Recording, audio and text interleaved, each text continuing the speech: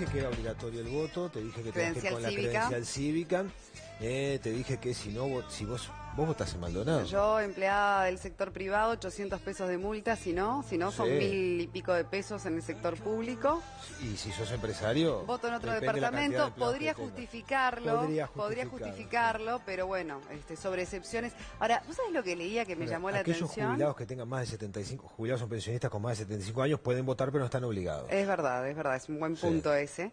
Pero vos sabés que las elecciones pasadas del BPS, casi que un 50% votó en blanco o votó anulado. Bueno, vamos es un a ver dato. qué pasa en estas próximas elecciones, que son el domingo, porque realmente es una cifra que por lo pronto tampoco llama demasiado la atención, porque sabemos la falta de información que se maneja a nivel general de todos nosotros, ¿no?, sobre los candidatos y sus propuestas. Pero hoy tenemos una nueva instancia para justamente dar un poco más de elementos. Claro, porque más allá de la posible falta de interés, solo hacía referencia a la falta de información, desde aquí Buen Día Uruguay queremos aportar elementos. Por eso es que vamos a comenzar a charlar con dos de los protagonistas que tendrá la elección del próximo domingo. En primera instancia saludamos a Luis Lisboa, que es candidato por los trabajadores, muy bienvenido a Buen Día Uruguay. Y bueno, Sixto Amaro, que hace un tiempo también estuvo aquí con nosotros en Buen Día Uruguay, también va por la reelección porque hoy integra el directorio del BPS en representación de jubilados y pensionistas. Sí, muy bienvenido. Buenos días, muchas gracias por Bueno, y invitarme. sobre esta cifra que manejábamos recién, ¿verdad?, de casi un 50% de voto en blanco, voto anulado, ¿qué nos dice y cómo piensan, digamos, encarar esta recta final de acá al domingo para que el electorado, bueno, tome quizás otra actitud con respecto a estas elecciones? Nosotros, en primer lugar, no tenemos esas cifras en el sector de jubilados y pensionistas. La participación de los jubilados y de los pensionistas en la elección es muy elevada. Nosotros, más allá de que no están obligados los mayores de 75 años de ir a votar, hemos tenido, por ejemplo, en la elección pasada, la lista nuestra, de ONASPO, la lista número 1, un poco más de 130.000 votos. Y dos listas más que hubieron, una tuvo 40.000, la otra 78.000. Es decir que el porcentaje de votos en blanco fue mínimo y, claro, una cantidad de jubilados que no estaban obligados y que no fueron a votar. Pero no fue también determinante la cantidad. Bueno, ya hablaremos de propuestas. Es así, en el orden de trabajadores la realidad es distinta, ¿no? Los jubilados, recién hablábamos, históricamente hubo varias listas. En el orden de los trabajadores siempre hubo un nombramiento directo, listas únicas, que eso señalaba el 49.7% de los trabajadores que votaban en blanco y anulaban su voto. Y desde nuestra humilde opinión, no hubo una autocrítica de parte del PIT-CNT al respecto. Creemos que en ese 50% hay mucha desinformación, pero también hay muchos trabajadores disconformes con la actual representación de los trabajadores en el directorio. Bueno, porque incluso el lema que tiene en su lista, la número 16, Luis, dice, por una representación social y no política partidaria. Sí, porque nosotros entendemos, somos conscientes que a los uruguayos nos encanta el fútbol y la política, ¿no? Que todos tenemos nuestro corazoncito y participamos en mayor o menor medida en un partido político, ¿no? Pero el domingo elegimos representantes sociales, ¿no? Y no tenemos que confundir los roles. Es muy importante separar y nosotros, con todo respeto, creemos que se han confundido los roles, que hoy se confunde la representación social con representación política partidaria. Eso hace muy mal a los trabajadores, aleja a nuestros representantes de los verdaderos problemas que tenemos los trabajadores y ha llevado a un sistema en el cual el 50% está dando una señal de alerta, ¿no? O sea, cuestionando la representatividad de quien termina electo. En un ratito nada más le voy a pedir que explicite los problemas que tenemos los trabajadores y las propuestas en consecuencia, pero me gustaría preguntarle, Sixto, a propósito de la jubilación mínima, que es quizás uno de los puntos más importantes de lo que tiene que ver con los reclamos de los jubilados, ¿verdad? Aumentar esa jubilación mínima, al menos equipararla, dice usted, al salario mínimo nacional. Efectivamente, esto no es parte de un programa electoral, sino que nosotros que representamos auténtica y realmente a los jubilados y pensionistas, esta es la decisión de los mismos en el último congreso de ONASPO, en octubre del 2015, que decidieron, en función de la situación que alguien puede sobrevivir con 9.000 pesos por mes con jubilación mínima, hacer de este tema quizás la parte principal de nuestro programa reivindicativo, que es con elecciones y sin elecciones en el BPS. Esto se agravó mucho más sobre el fin de año, un año distinto. El aumento a las jubilaciones fue del 9.88%, la inflación de un 9.44%, esto estuvo muy similar, pero cuando conocimos el IPC, o sea, la inflación de enero 2.43%, ahí se muestra con toda claridad que la pequeñísima recuperación que habíamos tenido fue absorbida por la inflación y nos puso a perder poder adquisitivo. Tanto esto es así que nosotros teníamos mejor poder adquisitivo en diciembre antes del aumento que en enero después del aumento. Esto naturalmente hace que peleemos en primer lugar por los sectores más vulnerables, como son las mínimas, las pensiones.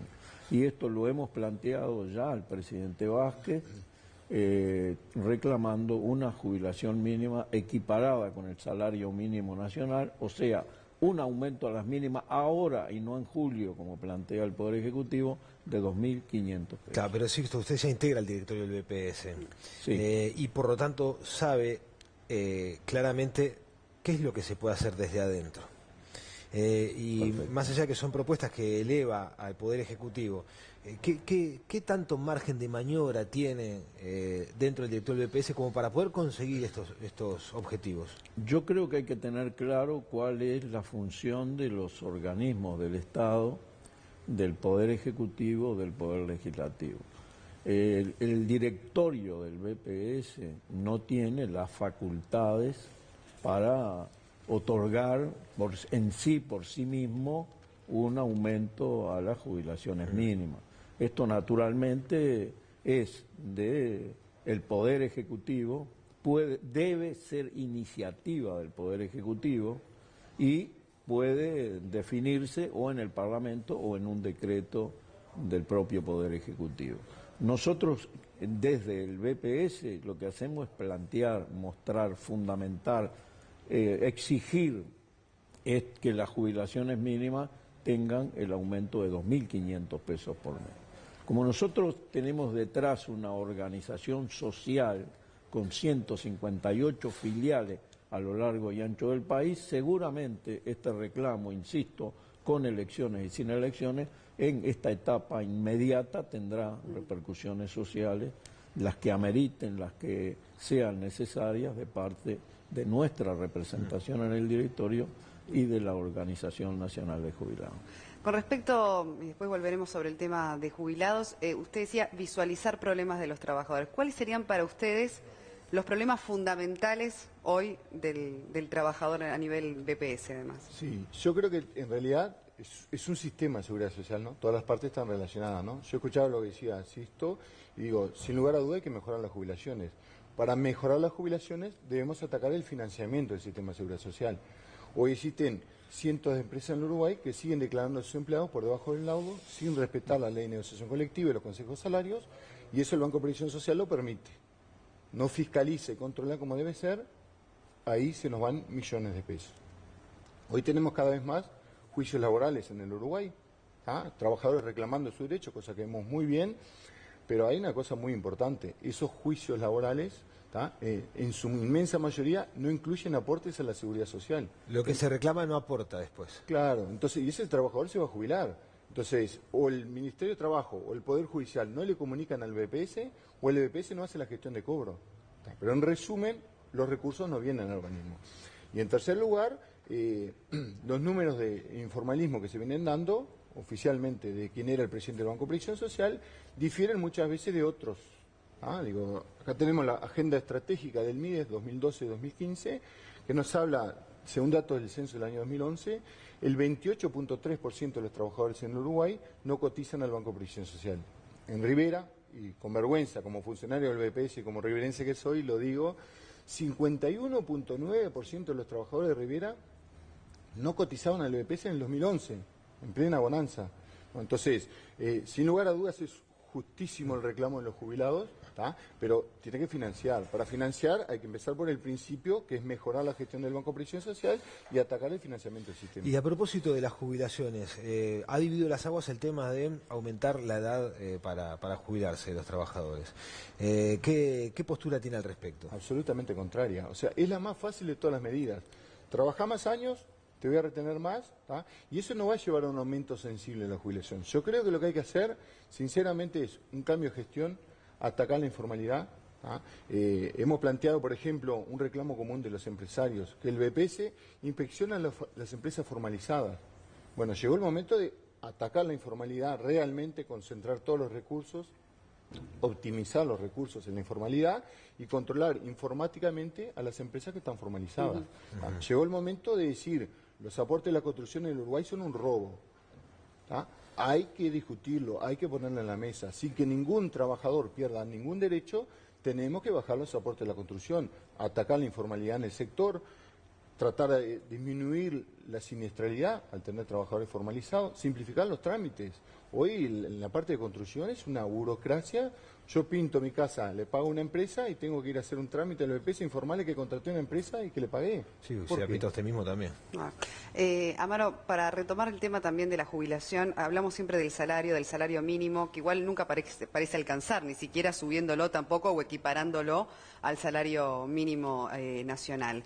Sin embargo, el BPS lo que sí ofrece son posibilidades de ayuda en otros aspectos. El tema salud, el tema quizás acceso a la vivienda, es decir, otros ámbitos que pueden colaborar con esas personas jubiladas. En ese sentido, por ejemplo, a nivel medicamentos, usted señalaba, es un punto importante, facilitar la medicación o el costo de la medicación para algunos sectores de jubilados. Sí, el Banco de Previsión Social en realidad, que tiene una gestión hoy no solo cristalina, sino eficiente, que ha incorporado en los últimos años a más de 600.000 trabajadores que se han incorporado y están integrados al amparo también de la Seguridad Social, más de 60.000 empresas. Es que no solamente tiene una gestión que es cristalina, sino que es muy eficiente y que en función de ello, por ejemplo, nosotros que atendemos al individuo desde antes de nacer hasta después que fallece, atendemos la parturienta, el nacimiento del niño, la salud de la madre, la salud del niño, todo lo que hace asignaciones familiares, todo lo que hace al trabajador en seguro de enfermedad, seguro de paro, pensiones no contributivas, que pueden ser por vejez, por discapacidad, pensiones por sobrevivencia.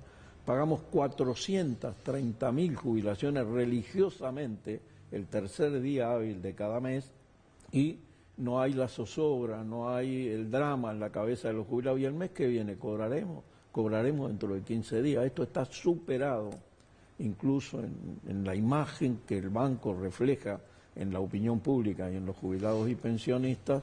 ¿Por qué? Porque su gestión es muy eficiente.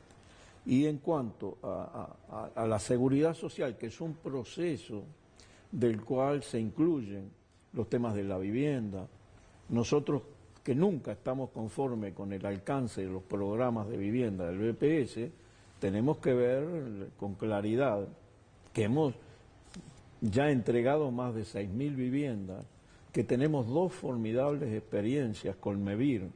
Una de ellas, MEVIR construye en el interior profundo, en zonas rurales.